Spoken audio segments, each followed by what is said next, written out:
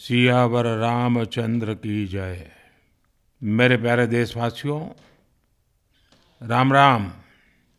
जीवन के कुछ क्षण ईश्वरीय आशीर्वाद की वजह से ही यथार्थ में बदलते हैं।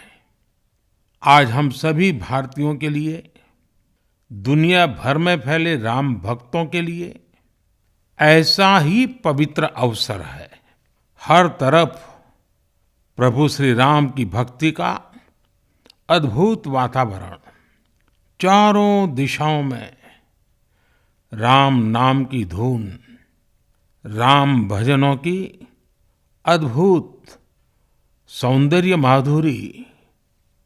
हर किसी को इंतजार है 22 जनवरी का, उस ऐतिहासिक पवित्र पल का।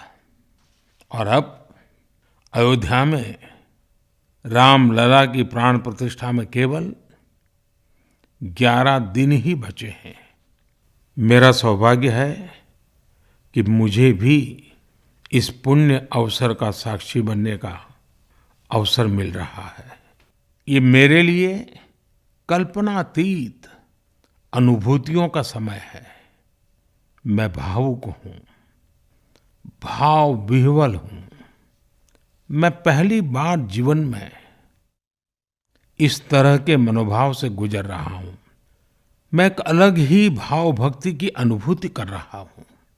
मेरे अंतर मन की ये भाव यात्रा मेरे लिए अभिव्यक्ति का नहीं, अनुभूति का अवसर है। चाहते हुए भी मैं इसकी गहनता, व्यापकता और तीव्रता को शब्दों में बांध नहीं पा रहा हूं। आप भी भली भांति मेरी स्थिति समझ सकते हैं। जिस स्वप्न को अनेकों पीढ़ियों ने वर्षों तक एक संकल्प की तरह अपने हृदय में जिया, मुझे उसकी सिद्धि के समय उपस्थित होने का सौभाग्य मिला है। प्रभु ने मुझे सभी भारतवासियों का प्रतिनिधित्व करने का निमित्त बनाया है। निमित्त मात्रम भव सव्यसाचिन। ये एक बहुत बड़ी जिम्मेदारी है। जैसा हमारे शास्त्रों में भी कहा गया है, हमें ईश्वर के यज्ञ के लिए, आराधना के लिए स्वयं में भी दैवीय चेतना जागृत करनी होती है। इसके लिए शास्त्रों में व्रत और कठोर नियम बताए गए हैं, जिन्हें प्राण प्रतिष्ठा से पहले पालन करना होता है। इसलिए आध्यात्मिक यात्रा की कुछ तपस्वी आत्माओं और महापुरुषों से मुझे जो मार्गदर्शन मिला, उन्होंने जो यम नियम सुझाए हैं, उसके अनुसार मैं आज से 11 दिन का विशेष अनुष्ठान आरंभ कर रहा हूँ।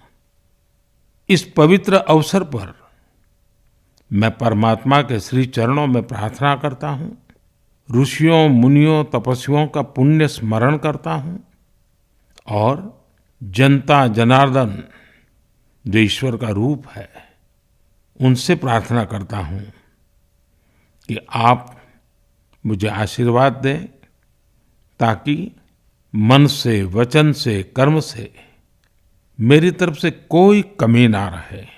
साथियों, मेरा ये सौभाग्य है कि 11 दिन के अपने अनुष्ठान का आरंभ मैं नासिक धाम पंचवटी से कर रहा हूँ।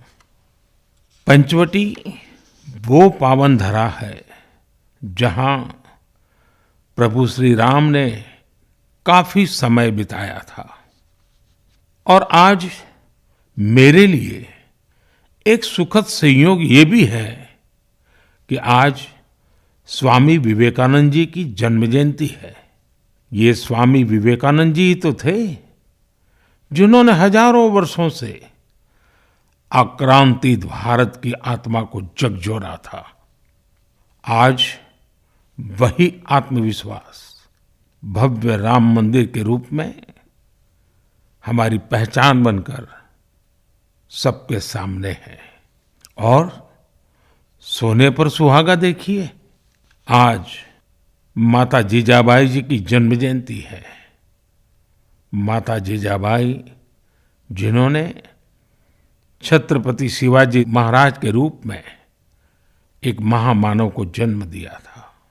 आज हम अपने भारत को जिस अक्षुण्ण रूप में देख रहे हैं, इसमें माता जीजाबाई जी का बहुत बड़ा योगदान है। और साथियों, जब मैं माता जीजाबाई का पुण्य स्मरण कर रहा हूँ तो सहज रूप से मुझे अपनी माँ की याद आना बहुत स्वाभाविक है। मेरी माँ जीवन के अंत तक माला जपते हुए सीताराम का ही नाम भजा करती थी। साथियों, प्राण प्रतिष्ठा की मंगल घड़ी, चराचर सृष्टि का वो चैतन्य पल, आध्यात्मिक अनुभूति का वो अवसर, गर्भगृह में उस पल क्या कुछ नहीं होगा। साथियों, शरीर के रूप में तो मैं उस पवित्र पल का साक्षी बनूंगा ही, लेकिन मेरे मन में, मेरे हृदय के हर स्पंदन में 140 करोड़ भारतीय मेरे साथ होंगे। आप मेरे साथ होंगे, हर राम भक्त मेरे साथ होगा और वो चैतन्य पल हम सबकी साझी अनुभूति होगी। मैं अपने साथ राम मंदिर के लिए अपने जीवन को समर्पित करने वाले अनगिनत व्यक्तित्वों की प्रेरणा लेकर जाऊंगा। त्याग तपस्या की वो मूर्तियां, 500 साल का धैर्य, दीर्घ धैर्य का वो काल, अनगिनत त्याग और तपस्या की घटनाएं, दानियों की, बलिदानियों की गाथाएं, कितने ही लोग हैं जिनके नाम तक कोई नहीं जानता, लेकिन जिनके जीवन का एकमात्र ध्येय रहा है भव्य राम मंदिर का निर्माण। ऐसे असंख्य लोगों की स्मृतियां मेरे साथ होगी। जब 140 करोड़ देशवासी उस पल में मन से मेरे साथ जुड़ जाएंगे और जब मैं आपकी ऊर्जा को साथ लेकर गर्भगृह में प्रवेश करूंगा तो मुझे भी एहसास होगा कि मैं अकेला नहीं, आप सब भी मेरे साथ हैं। साथियों, ये 11 दिन व्यक्तिगत रूप से मेरे यम नियम तो है ही, लेकिन मेरे भाव विश्व में आप सब समाहित है। मेरी प्रार्थना है कि आप भी मन से मेरे साथ जुड़े रहें। रामलला के चरणों में मैं आपके भावों को भी उसी भाव से अर्पित करूंगा जो भाव मेरे भीतर उमड़ रहे हैं। साथियों, हम सब इस सत्य को जानते हैं कि ईश्वर निराकार है, लेकिन ईश्वर साकार रूप में भी हमारी आध्यात्मिक यात्रा को बल देते हैं।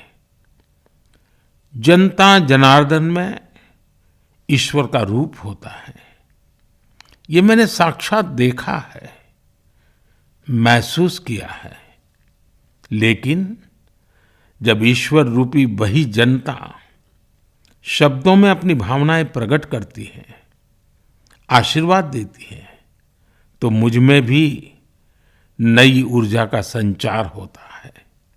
आज मुझे आपके आशीर्वाद की आवश्यकता है, इसलिए मेरी प्रार्थना है कि शब्दों में, लिखित में अपनी भावनाएं जरूर प्रकट करें मुझे आशीर्वाद जरूर दें।